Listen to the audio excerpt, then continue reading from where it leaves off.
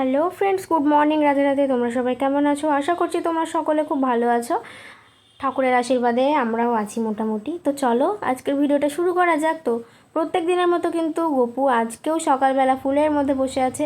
আর বাবা কিন্তু সেই ভোর 3টের সময় উঠে, ভোর বলা চলে না, মানে রাত 3টের সময় উঠে এই যে এত এত ফুল নিয়ে এসেছে। এই যে সিংহাসনে আটছে না, এত ফুল এনেছে। চলে আমার বাবা ফুল ভালোবাসে তো, আর সিংহাসন সাজালেও দেখতে অনেকটা ভালো লাগে, যার জন্য বাবা একেবারে রাত থাকতে উঠে গোপালের জন্য ফুল নিয়ে আসে। সো গাইজ, আজকে কিন্তু আমাদের সকাল সকালে রান্নাবান্না হয়ে গেছে। 9:30 বাজতে না বাজতেই কিন্তু রান্নাবান্না সব কমপ্লিট, কারণ মা আজকে যাবে সোসাইটির মিটিংয়ে, পাশের মানে গ্রামেই আর কি, সামনাগড়ে। তো এই যে আজকে হচ্ছে দেখো মাছের ডিমের বড়া আর রুই মাছের ঝোল। এই বড়া কিন্তু অনেকগুলো হয়েছিল, অ্যাকচুয়ালি সকালবেলা খেয়ে নিয়েছি তো, যাই এই 4টেই পড়ে আছে দুপুরবেলার জন্য, তোমাদেরকে আর শেয়ার করতে পারিনি সকালবেলা। তো আর এই মাছের ঝোলও রয়েছে, এটা সকাল প্লাস রাত 3 বেলায় হয়ে যাবে যদি থাকে, কারণ যা গরম পড়েছে সকালের খাবারটা রাত অবধি থাকছেই না। তো ছোটোবেলায় একটা জিনিস শেয়ার করি, এই যে এই কলসিটা ছোটোবেলায় মা আমাকে কিনে দিয়েছিল, কিন্তু তখন আমি ছোটো থাকায় জল আনতে পারতাম না, কিন্তু এখন জল আনতে পারি, যার জন্য মাকে বললাম বের করে রাখো, জল নিয়ে আসবো। তো তারপরে স্নান পুজো সব কিছুই হয়ে গেছিলো আমার তাড়াতাড়ি। আমাদেরকে আমি বলছি, কারণ আমি সকালবেলা ব্লগ ভিডিও করেছিলাম অনেকই, কিন্তু মেন কথা সন্ধ্যাবেলা হঠাৎ ফোন খোঁজাতে খোঁজাতে দেখলাম স্টোরেজটা হাফ হয়ে গেছে, মানে 50% হয়ে গেছে। আমার এমনি ফোনের স্টোরেজ আছে 128 GB, সেই নিয়ে চিন্তা নেই।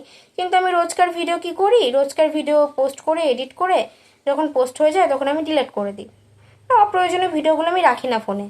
তো আজকেও তাই হয়েছে, অপ্রয়োজনীয় ভিডিওগুলো ডিলিট করতে গিয়ে আমার খেয়াল নেই যে আজকের আমার অনেকগুলো ব্লগ আছে। নাও গেছে সব ব্লগগুলো ডিলিট হয়ে, এই করা ঠাকুরের আশীর্বাদে বেঁচে ছিল, তাই তোমাদেরকে আজকে ভিডিওটা দিতে পারছি।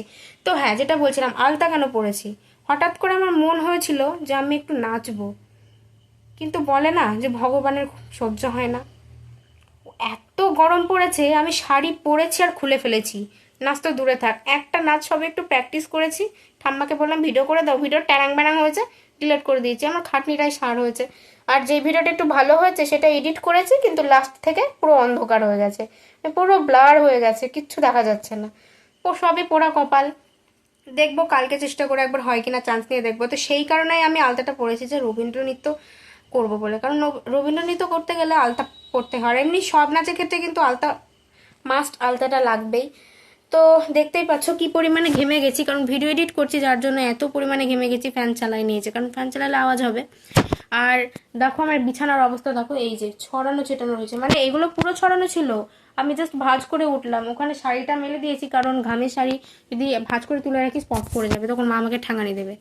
তো যাই হোক, ভিডিওটা কেমন লাগলো অবশ্যই জানিও, ভালো লাগলে লাইক কমেন্ট শেয়ার এবং সাবস্ক্রাইব করে সঙ্গে থেকো।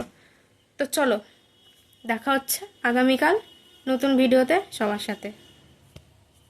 By bye, good night. ও হ্যাঁ, কেমন লাগলো সেটা কিন্তু অবশ্যই জানাবে। Bye by.